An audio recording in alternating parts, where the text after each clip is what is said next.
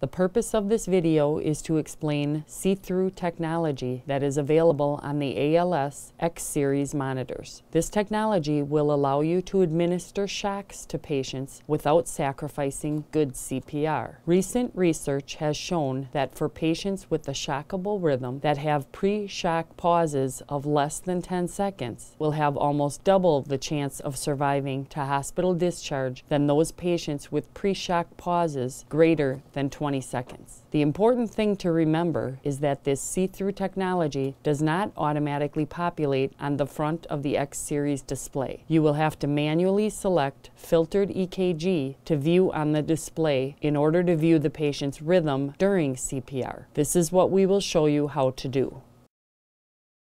As you can see, nothing has changed in the way we initially assess a patient and immediately begin chest compressions once it's realized that the patient is pulseless and non-breathing. As soon as chest compressions begin, ensure that your Zoll monitor is turned to the on position. This affords two advantages. One is that it registers the time that chest compressions were started, and the other one is now you have a time clock when you're nearing the 2-minute mark for EKG analysis.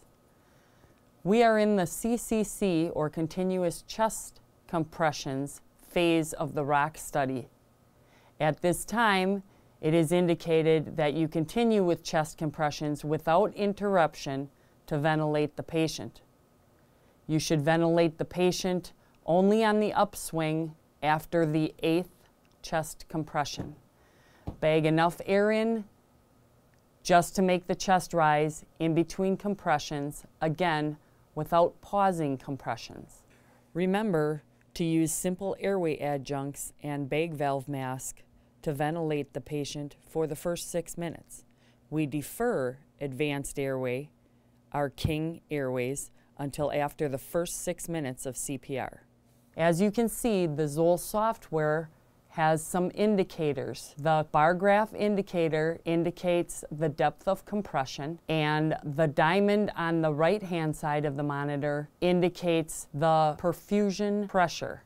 In other words, the pressure when the compressions are being effective. That diamond should be full throughout your resuscitation. Now, once you start nearing about 1 minute and 50 seconds, you're closing in on the 2-minute mark for analysis. Without interruption in chest compression, push the Analyze button. The machine has the capability to filter out the movement on the chest from the patient's EKG. So continue with chest compressions right through analysis. That means push the Analyze button.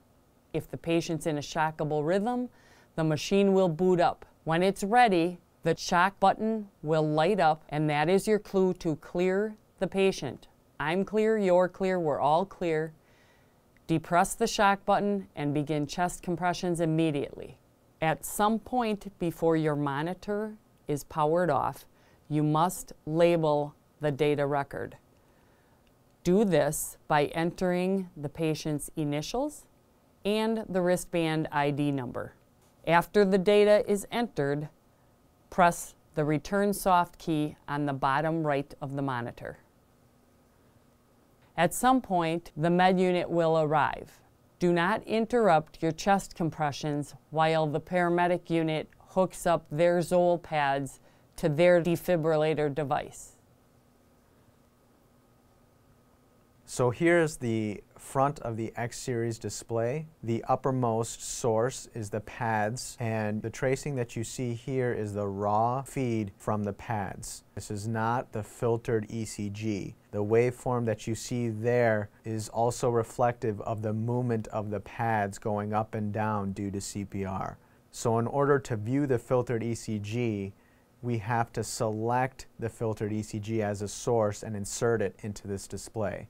Remember, we can select up to 4 sources to be shown on this display. You'll notice the lower source is the CPR feedback, specifically the depth bar that shows whether you're hitting 2 inches, and then at the very bottom are the depth and rate numerical metrics. So in order to insert the filtered ECG into the display, You want to use the up and down arrows on the dashboard in order to select the title of the second source. And so we're going to cycle down to the title that's above that second source and hit the enter button or the circle button and scrolling down to the filtered ECG.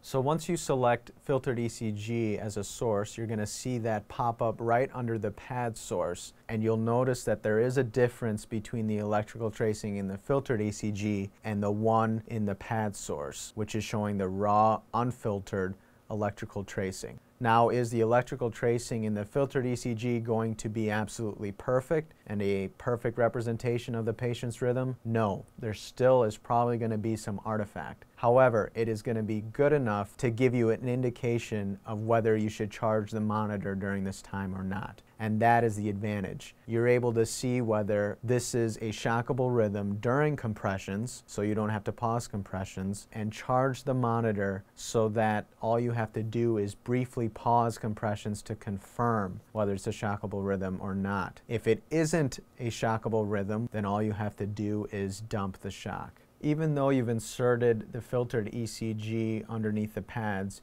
you can still enter an additional source. And the most important source you would need at this point is the CO2 for confirmed intubation.